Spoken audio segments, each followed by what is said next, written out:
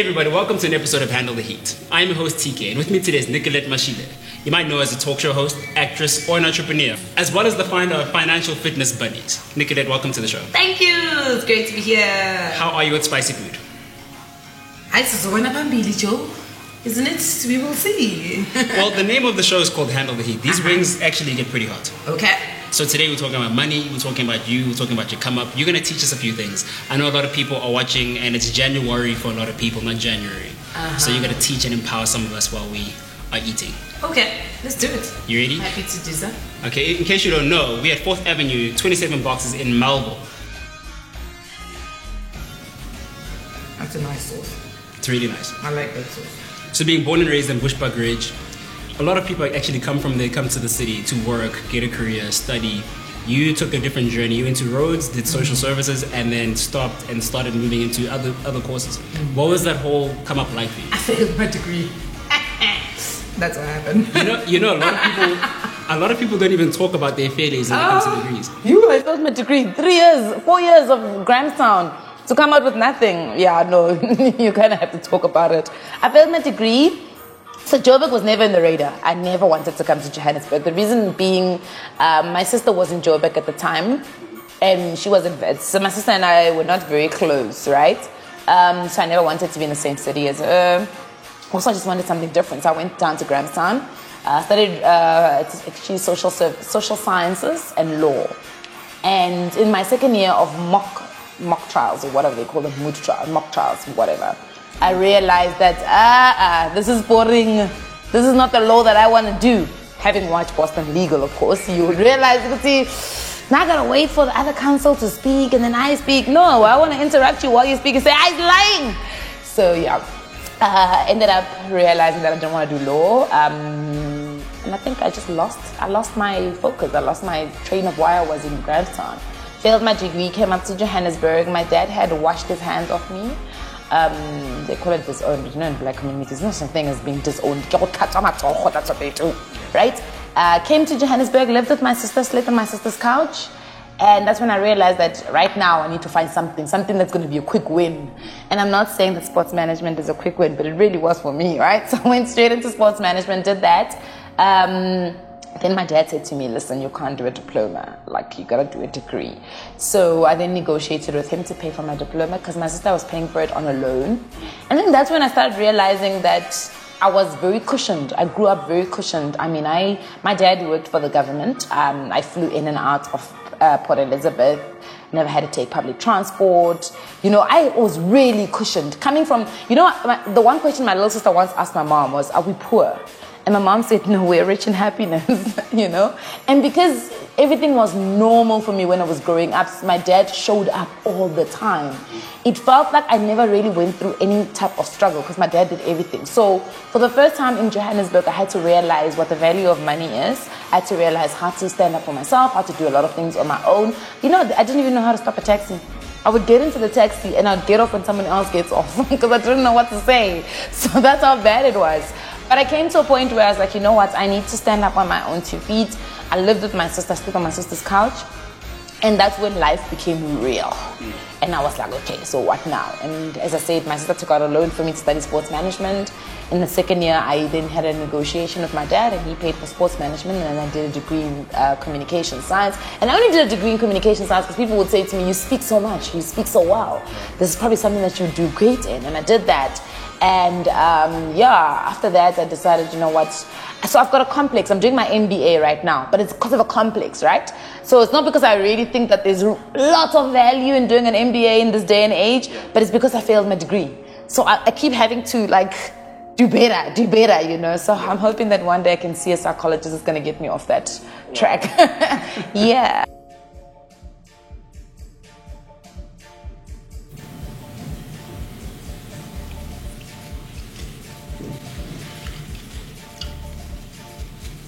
Okay, we're still good. That's still nice. So you do this all the time. So you're used to all the flavors. I'm never used to it.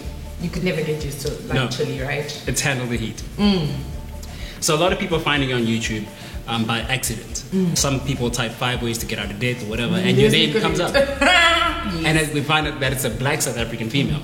Can you explain to the people what is Financial Fitness Buddy? So Financial Fitness Bunny is my company. It's, if you know, when you're doing those pitch, when you go to like a business incubator and they teach you how to do pitch, and then you got to pitch in 60 seconds. So if I'm pitching it in 60 seconds, it is a financial education, wellness, awareness, and promotions company.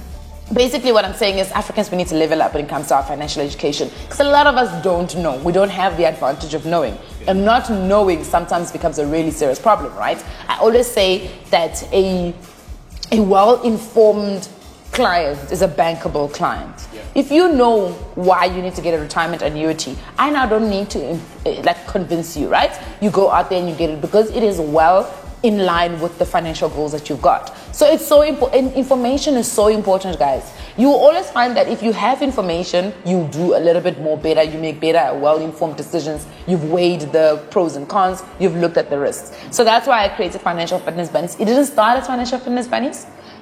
It originally started as Baraka Masadi, and it was more of a motivational and inspiration, thing.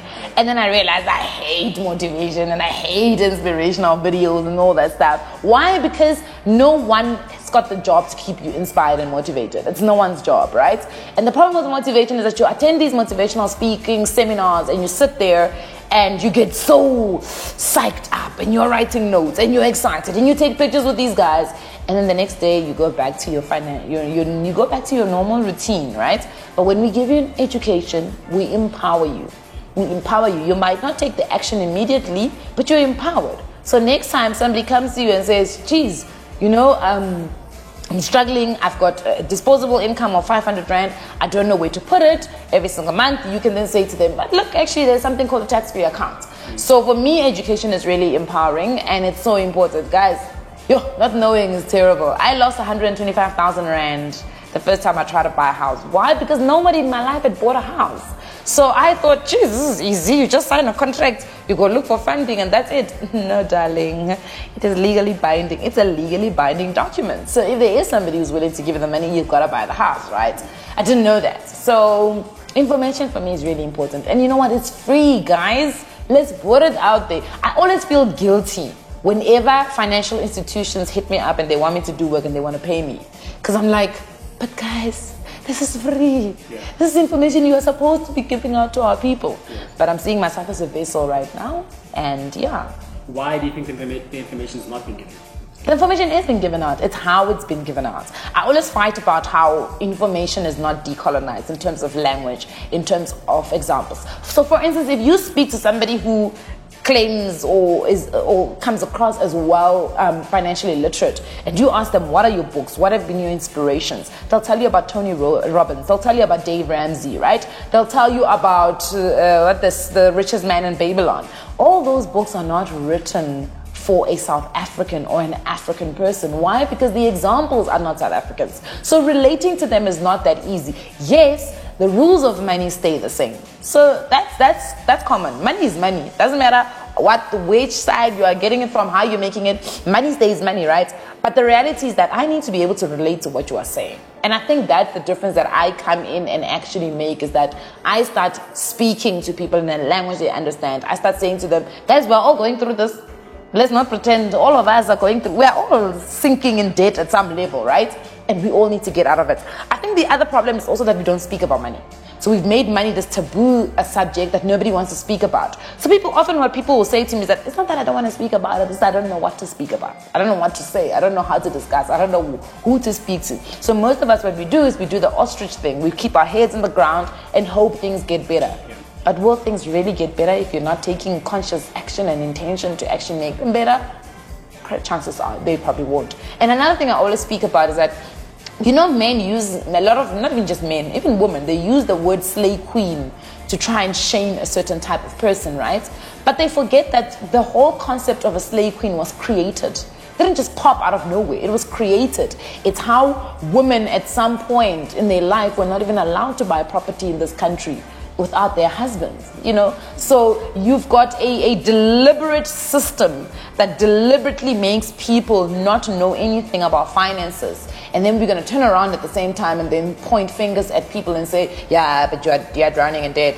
Why are you not doing this? Why are you not doing that? So it's one of those things that I get very iffy about whenever I speak about it. And at the same time, I always have to call myself out, because I always have to, you know, distinguish between my privilege of being in a certain space and knowing certain things versus somebody else that might not be in the same space and not necessarily having the same information. But then at the same time, I'm now saying the information is there. You need to look for the information. But we need to get you to a point where you understand why you need the information. It's the same thing about you can't take a gifted what? You can take a gifted horse to the whatever, I don't know what that's saying, but you can't make him drink, right? I can take you there, I can hold your hand and tell you, Hori, we all are going to face a huge retirement problem. A serious retirement problem. Because most of us right now do not have any adequate plan for our retirement at all. Most of us, our retirement plans are based on what is given to us as our employer, and that's it. But if you are living hand to mouth right now, when you can actively still make money, what makes you think you're going to be fine in a couple of years when you cannot make money anymore? And you've got no plan. So the information, it's there. It's about knowing that you need to know that. Yeah. Woo! But these wings have been so good, guys. These are the wings I've been looking for in this whole country. She was not paid to say that, by the way? No, I wasn't. I take my money very seriously. Trust me. What are some of the biggest financial mistakes you think you've made that you are still paying the price for, or you had to get out of, but it was The first one is that one of me buying a house and not knowing that I can't afford the house and being led to believe that I can afford it, right? So when you buy a house, there's a thing at your son called an OTP, which is an offer to purchase. Now, in the offer to purchase, there's a suspensive clause. And the suspensive clause says that this contract is only suspended if you cannot get a bank to fund you and to raise the bond that you're supposed to raise, right? Once there is somebody that says, no, we're willing to give you the money, the suspensive clause then falls away, and this document is now legally binding. Now, I didn't know that. So I signed this thing. The banks, 3 of the banks said they can't give me the money. One of the banks, which was my bank at that time, which made me even more upset, signed off on a deal where I was going to pay for 30 years. I think I needed 2.8 million from them. And I was going to, my interest rate I think was 13%, and I was going to end up paying 8 million in 30 years. And I was like, there's no reasonable person that would take this, right?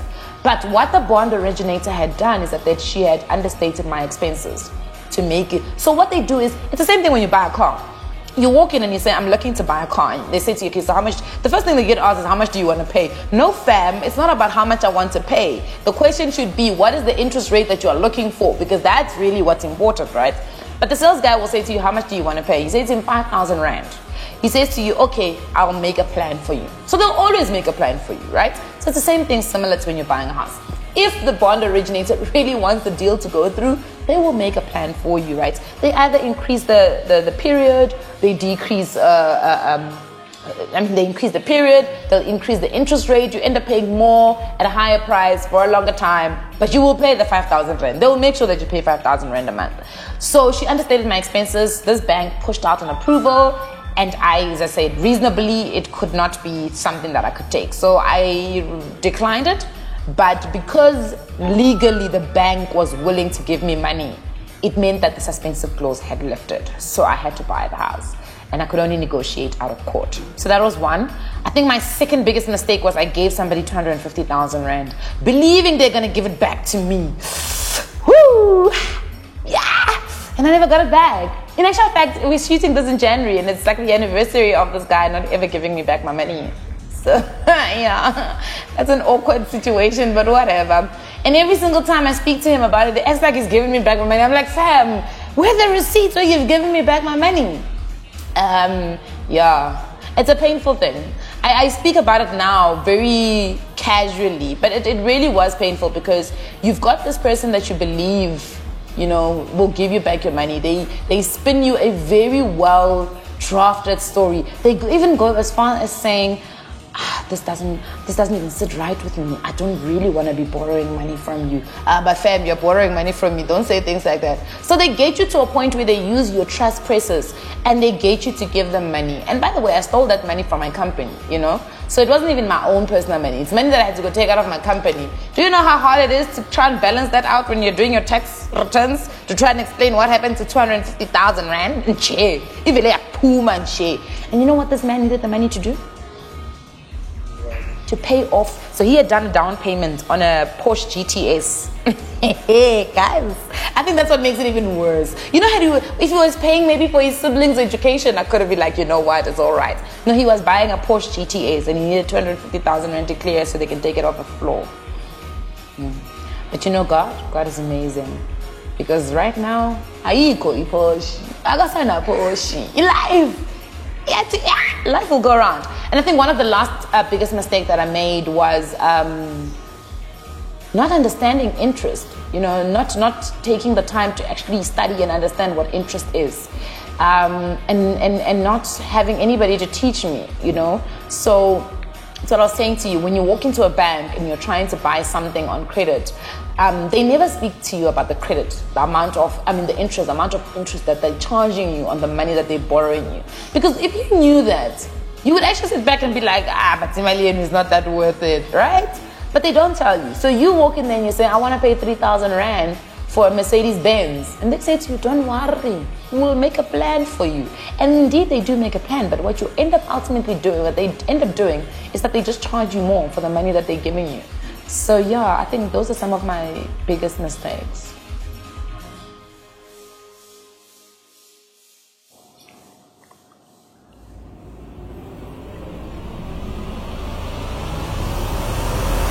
It's got a distinct taste. It's hot. Oh my goodness, it's hot. All right.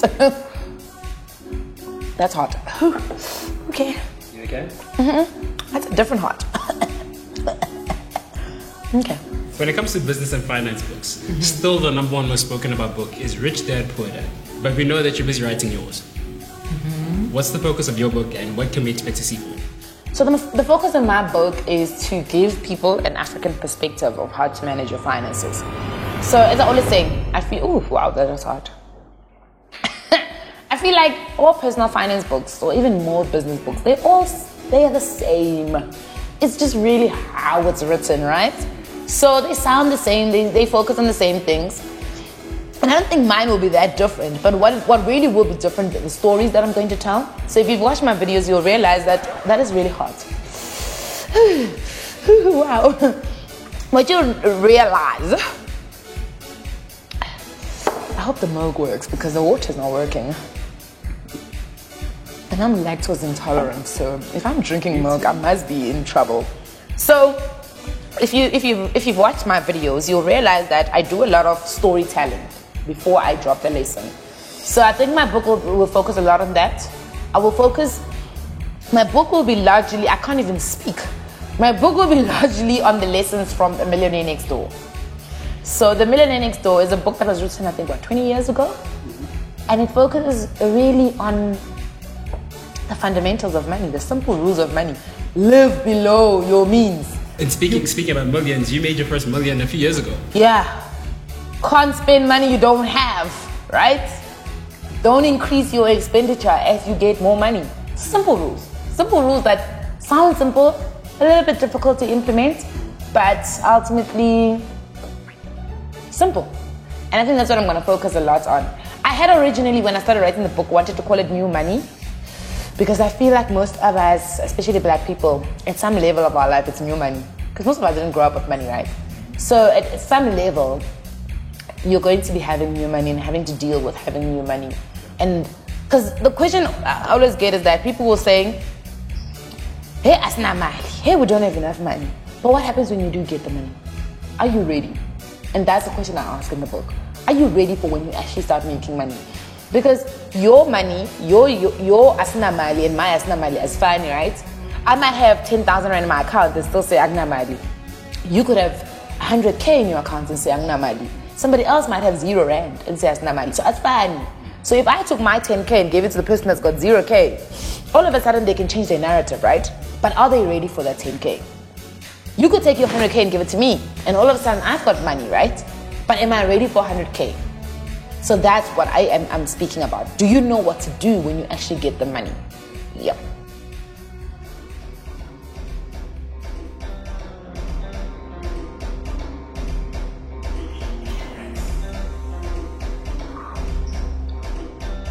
I feel it's not as hard as the Mangali. That Mangali, man. Yeah. Sure. Are you good? Yeah, can you see my nose is running? I don't know if it's because the Mangali is already on my tongue, that's why I don't really feel the Caribbean blood fire, but I think it's coming. Oh my God! What are the biggest benefits or privileges you've experienced being on screen now, being a talk show host, being Cynthia on Generations? None. People don't know me for TV, you know that, right? So when people stop me in the street, the first thing I get asked is, yo, Nicolette, so like I want to buy property, like in the club, in the restaurant, that's what I get asked. So a lot of people don't know me for TV. It's not a big deal for me, because I've always maintained that TV has never been really my thing. So I know it hasn't really helped. My downside is I have to do things like this where you make me itchy. Look, I think the biggest problem is that people think that I'm one-dimensional. People think I can only speak about finances, so you get typecasted quite a lot, right? Wow, that's chili's hot.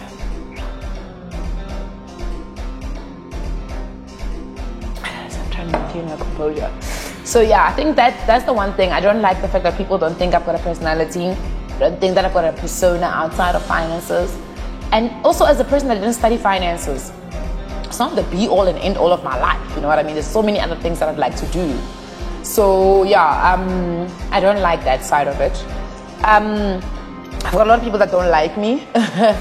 So I sit the other day I was flying to Cape Town, I'm sitting on the flight, and this one guy says to me, "Are you that girl?" I'm like, "Which girl?" Oh my God. Like, that girl speaks over money all the time. I'm like, yeah, apparently I am. But you can call me Nicolette, because that's my real name. Because I don't like you. I'm like, okay, I'm sorry. It's like, why? Why do you have to ask us these difficult questions? And that came from the one question that I asked.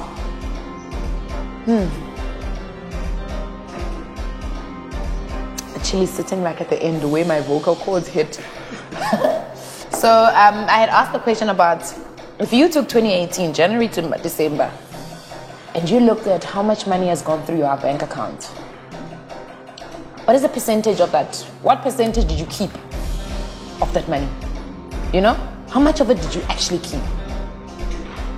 Or is your bank account a pit stop for other people to come and collect? Come and collect. That's all you're doing. Every single month, you are allowing a certain amount of people to come and collect a certain amount of money out of your account. And that's the thing, that's the trick with money. It's not how much money you make. So a lot of people think you gotta be rich, gotta make a lot of money. It's not how much money you make. Because the problem is how much money you make is that you now start thinking that you gotta mold the rest of your life around how much money you're making. So you start driving a different car, you want to live in a different space, you want to wear certain brands, and that's the problem. What you should be focusing on is how much of that money are you keeping. Then we move it a little step further and say, not just keeping the money, where are you keeping this money? And that's what's important. I think that's been my upside. When I see people sending me screenshots about, I bought my car cash because of you, you've inspired me to save. When somebody says, I started saving for my unborn child. When somebody says, Nicolette, oh my gosh, I've got this, I bought my property bond has been approved. That was what makes me happy. Then I'm like, yes, we are getting somewhere, guys. Yeah. I've dated a tournament before, so I think I can handle this, right? Okay, let's do it. I think I'm gonna buy these wings after the show because I like them. And some of them I like. Some of them I'm just like,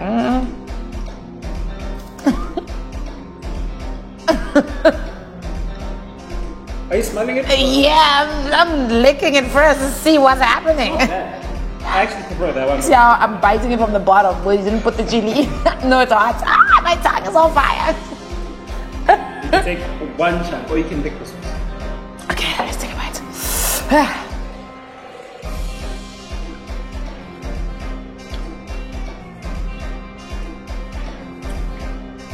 Not bad, right? You know the problem with these wings then? They've got a delayed reaction. You gotta like, and then you're like, ooh, you see now it's coming. Whew. Yeah, I know. but nothing beats a Xhosa man, so I'm going to carry on. Looking at our school system, what... Just hit me too. Right? Okay. Looking at our school system, what is the one thing you wish our education systems taught our students, learners, kids to prepare for the adult life? Compound interest is so important. I think we don't need to complicate things, guys. We don't have to teach personal finance, because at what age do you start teaching personal finance, right? But we can teach kids the simple things. Save, invest, spend, share, how to make money. Just those 5 things, right? Balance them out. Teach them how to make the money. Teach them how to save money. And explain to them why it's important. Because you know that I've still got adults older than me today. When I speak about the 52-week savings challenge, you know what I get asked? What if I die tomorrow? What if you live, my friend? I used to be a teacher, by the way. For a whole year, I taught people's little brats. I love them. And the reason why I love children is because children are highly influential, right?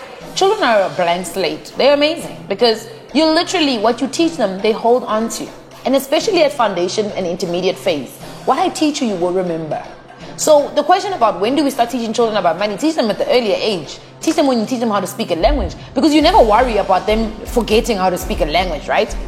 You never worry that children are going to forget how to speak. So why then do we not teach them also about investing and saving and compound interest from an earlier age, so that when they go into high school, they start understanding it? So I would say that's something that really needs to be taught. Everything else, and you can figure it out as you are moving. But it doesn't help that you start understanding saving and investing the moment you now have money. And this is the most money that you've had. I always say, and I write about this in my book, I talk about how most of us will probably be the richest that we are, right? When we start out those jobs. Because that's when your net worth is healthy, right? You haven't given yourself liabilities. Yeah, you might have the odd student loan or whatever. But the problem is that, and you can kill your student loan. If you were taught in high school, primary school, how to manage your money, you probably could kill your student loan within the first 2 years of you working. But the problem is, what do? You increase your expenditure the moment you get a first salary, right? You want to live in a nice flat. You want to have... Guys, I didn't have furniture when I lived in my flat in Randburg. We were so chilled with my housemate, and I shared. My rent was 4,200, and I said, I can't afford this. So I shared with a girl I'd never in my life met. We met on Gumtree. I had put out a post, and she literally moved in the next day. She came from rural KwaZulu-Natal, but we managed to live together for a good 2 years. We had no problems. Why? Because we had a common goal, and our common goal was to save the other 2.1, which we probably could have been putting into rent, right? We had no couch.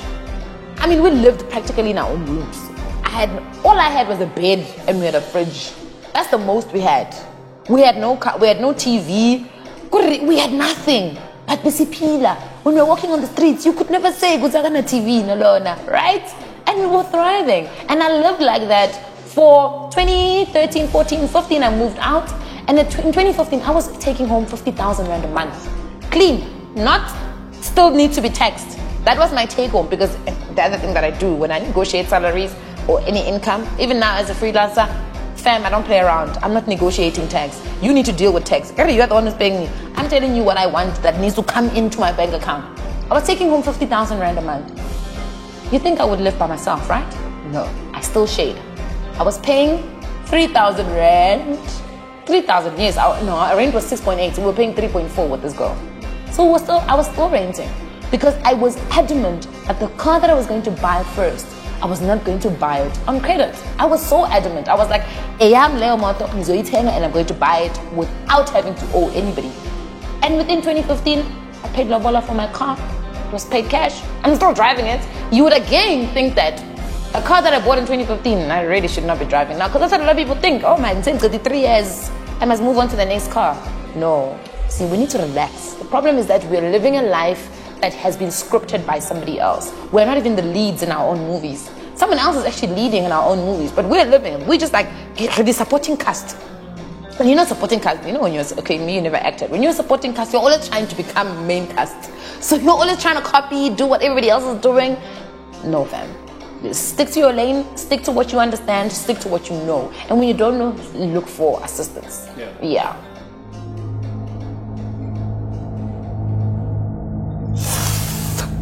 Okay, let's do this. Come on, go.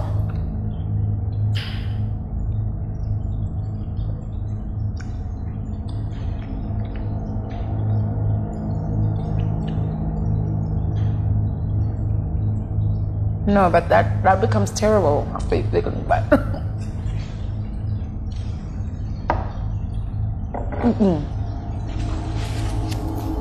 There's no need in life for this level of hot. There's no need. We don't need to do this. We can leave this one alone. It tastes like medicine. Oh, no. I'm glad it didn't land on my tongue. It just went straight somewhere. Yeah, because I was like, hell to the no. This is what date feels like.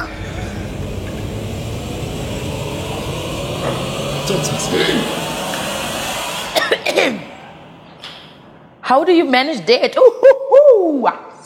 One.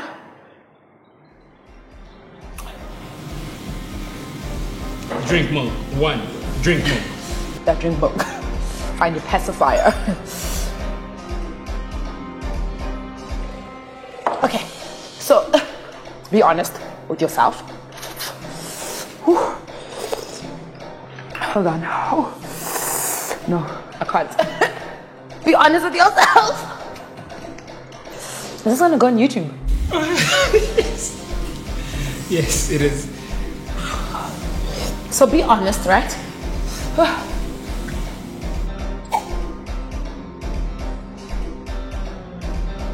Be honest about the fact that you're in date. Don't pretend like it doesn't exist, because it does, right? It's not it's clapping my snort. Be honest, know that you've got date.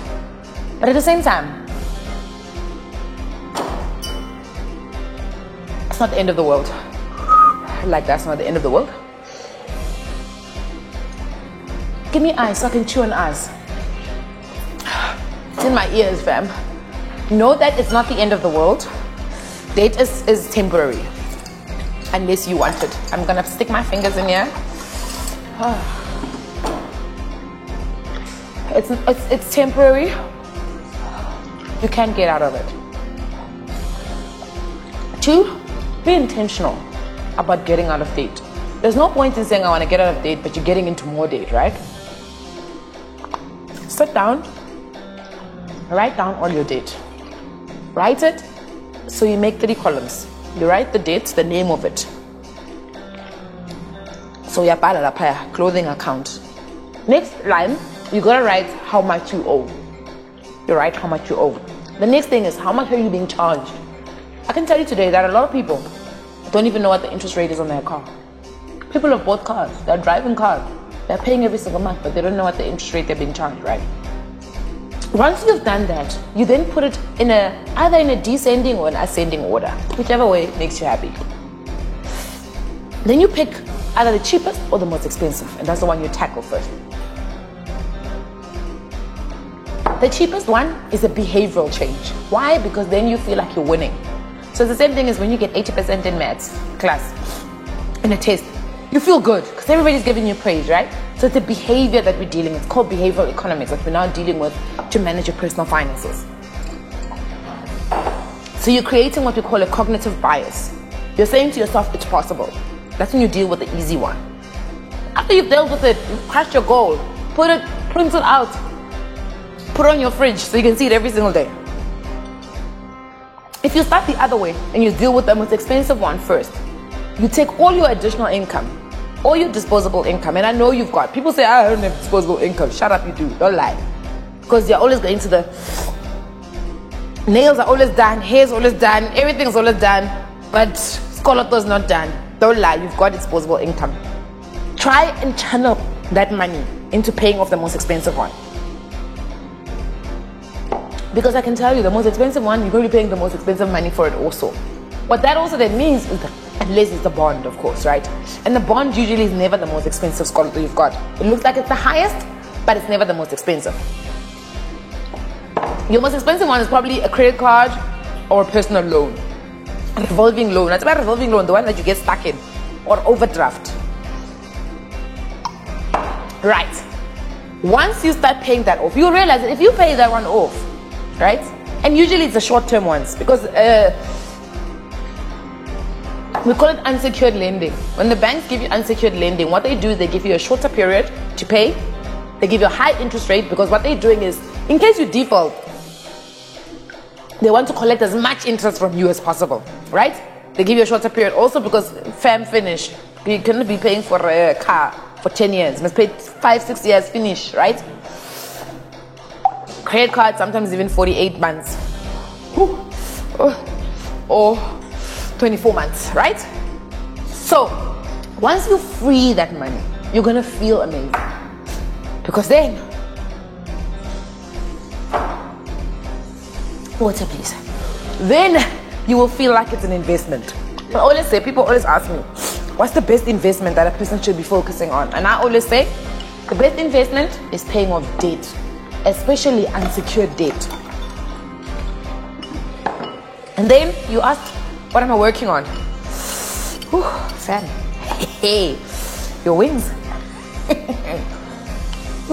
I'm even shaking. So, what I'm working on currently, I'm working on a game. It's called Save or Spend. It's a board game. I've been struggling with it for a year now because getting custom-made dice in this country is like hard.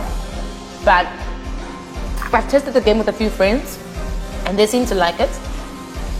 It's got a great level of difficulty. What it's supposed to do, it's supposed to teach people about money. So it's called Save or Spend. Very simple, no fluff, no huss, no glitter. It teaches you how to save and how to spend. But at the same time, it teaches you a lot about words that you use every day. My game is 30 Second Meets Monopoly. And that's what the game really is.